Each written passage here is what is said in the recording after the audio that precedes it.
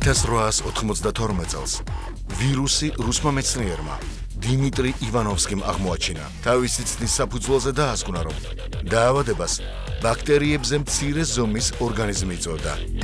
1898 წელს ჰოლანდიელმა მეცნიერმა ბეიერინგმა ტერმინი ვირუსი შემოიტანა, რაც ლათინურად შხამს ნიშნავს.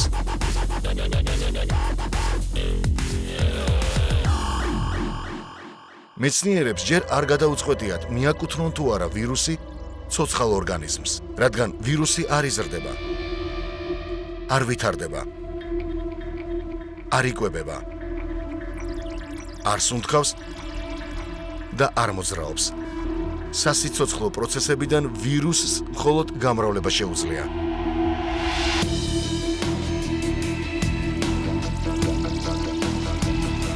ვირუსი ცილოვან გარსში, ანუ კაფსიდშია მოქცეული. როდესაც ვირუსი ცოცხალ უჯრედში შედის, ცილოვან აბჯარს ზღურბლთან ტოვებს, თუმცა ცილის გარკვეული ნაწილი თან მიაქვს. ქიმიკოსმა ვირუსები ჩვეული გარემოდან გამოაცალკევა და მათ მაშინათვე დაკარგეს ყველა სასიცოცხლო თვისება. ისინი გახდნენ ჩვეულებრივი კრისტალები, როგორც არის მარილი და შაქარი. თუმცა საკმარისია, რომ ვირუსები კვლავ შევიყვანოს სხეულში, ისინი განაგრძობენ სიცოცხლეს და კვლავ გამრავლდებიან. ცოცხალი შხამები ბევრ დაავადებებს იწვევენ.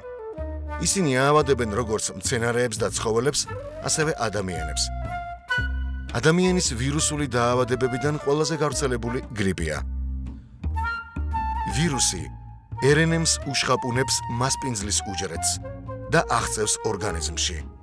ამით იწვევს ისეთ სიმპტომებს, როგორიცაა სიცხე, ხველა, სურდო და სხვა. სიტყვა გაციება თითოეულ ჩვენგანს ახსენებს ბავშვობას ყელზე შემოხვეული შალით, ჟოლოს მურაბიანი ჩაით, პარაცეტამოლის აბით და ასეთი დამოკიდებულებით. გაციებაში არაფერია საშიში. ვირუსული ინფექცია, რომელსაც ჩვენ გაციებას ვუწოდებთ, ხშირად თავისთავად უწამლოდ იკურნება. საკმარისია მოსვენება, წოლითი რეჟიმი, დიდი რაოდენობის სითხე.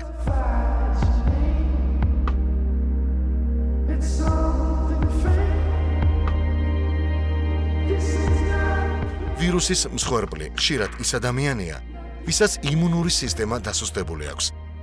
ჯანმრთელ ადამიანს შეიძლება ვირუსმა გვერდიც კი აუაროს. ეპიდემიის პერიოდში უნდა ვერიდოთ ხალხ მრავალ ადგილებს.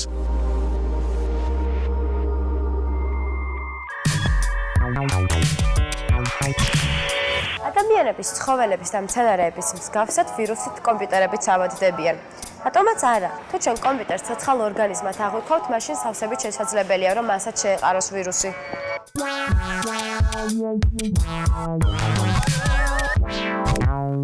ვირუსი არის პროგრამა. ხშირ შემთხვევაში გამოირჩევა პატარა ზომის მოცულობით. ვირუსს გამოიყენებენ სათვალთვალოდ, ინფორმაციის მოსაპარევად. ასევე ვირუსებს ამზადებენ სისტემების დააზიანებლად, რომელიც ხშირ შემთხვევაში ავტომატურ რეჟიმში ვრცელდება. ვირუსების გავრცელების ძირითადი საშუალება და წყარო არის ინტერნეტი. ამავდროულად, ვირუსის გავრცელების წყაროდ შეიძლება ჩაითვალოს ნებისმიერი ინფორმაციის გადამტანის საშუალება, როგორც არის ფლეშკა, ნებისმიერი სახის ტელეფონი, თუ მასში არის საშუალება ინფორმაციის შეტანის და გამოტანის.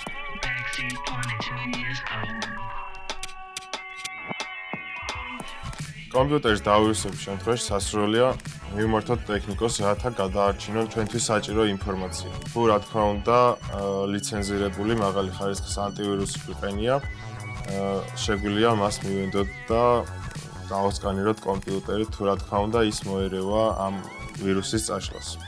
სხვა შემთხვევაში ტექნიკოსის იმედზე ვრჩით.